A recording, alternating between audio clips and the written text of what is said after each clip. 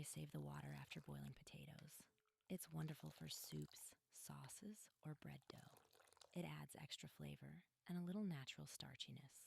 The filling for these potato tofu toasts can be absolutely anything.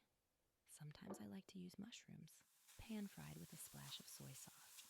They become juicy, savory, and pair beautifully with the crispy potato crust. Spinach is another favorite of mine. Sometimes I add it fresh, and sometimes I lightly saute it with garlic. It gives the toast a softer, fresher flavor and makes everything feel lighter and more delicate.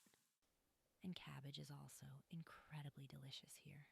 Just finely slice it and cook it in a pan with a few spices until soft and slightly caramelized.